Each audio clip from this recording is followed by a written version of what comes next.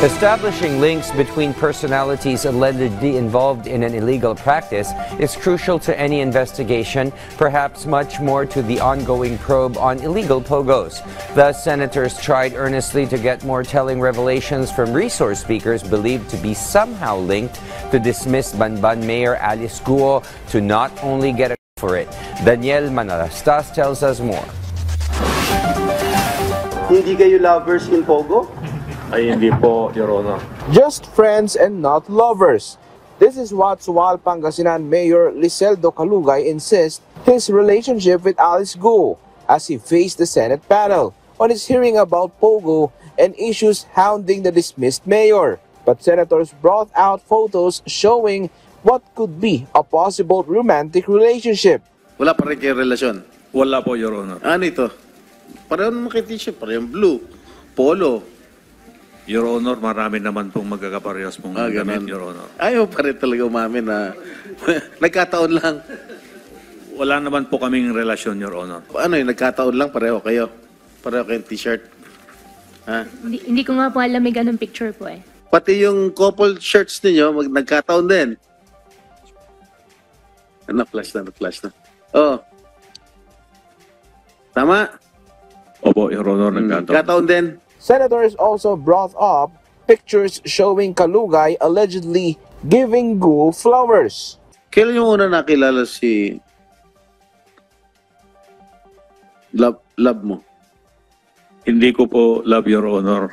Yung bulaklak na binigay mo kay Alice, to. Opo, Your Honor. Tapos, na-receive niya. Pareho. Opo, Your Honor. Ano yung okasyon to? February 14 po, Your Honor. Yun Nagdala po pala eh. Wala kayo relasyon ha. February 14 mo pa binigay ha. Wala po, Your Honor. Yan po nagdala po ako ng imbitasyon po doon po sa Kasalang Bayan. At siyempre po, Your Honor, mayor din po yung pagbibigyan ko. Kaya po, binigyan ko rin po ng maayos po na bulaklak. Next is the business angle, in which Calugay denied doing business with Guo in any way, shape, or form. But Senator seems not buying it based on their documents. AC, I think, stands for Alice and Calugay. Very possible, SP Pro Tempore. Ha? Yung D, Aqua Farm, Dong. Lixel, Alice, LIC, and Liseldo. Dongo, Dong, and Go. Tinalo niyo pa si Dong yan, ha? Wala po kung ganyang negosyo po, Your Honor. Sinungaling to.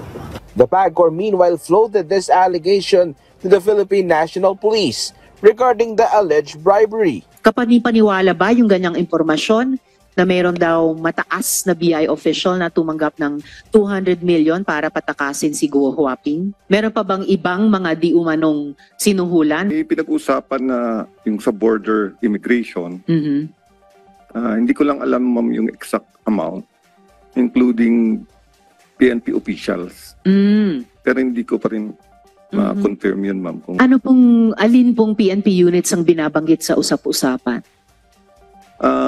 Hindi PNP unit, ma'am, but personalities. I think it was mentioned the former chief PNP. So far po wala po kaming report with regards po kung may mga nasuhulan na PNP personnel. But despite of that po ay yung aming pong intelligence community ay tuloy-tuloy po ang kanilang pag-coordinate sa ibang agencies para malaman kung may mga PNP personnel na involved, then we will file the necessary case. Ontiveros asked if there's a former PNP chief involved. A former chief PNP ay on the take kay Guo Huaping. Tama po? Yes, ma'am, yan. Pero hindi ko din ma-ascertain yan. Kasama din ba sa usap-usapan na itong alleged former chief PNP ay tinulungan ng kahit sino sa mga kasalukuyang government officials natin sa usapin ng pagtakas ni Guo Huaping? Ang parang usapan dun, ma'am, parang nasa payroll, yung monthly payroll. Senator Ronald De La Rosa, a former PNP chief, reacted after hearing the allegations made by PAGCOR and tried to clear his name. Meron daw isang former chief PNP receiving a monthly payroll from you.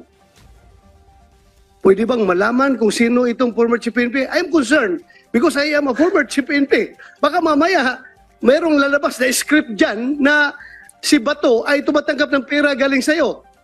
Wala pong ganun pong nangyayari. Sigurado ka? Sigurado po ako. Wala Kilala mo ba ako? Nakita ko po kayo in person nung andito na po sa Senate po. Before that, nag-meet ba tayo in person? Never po.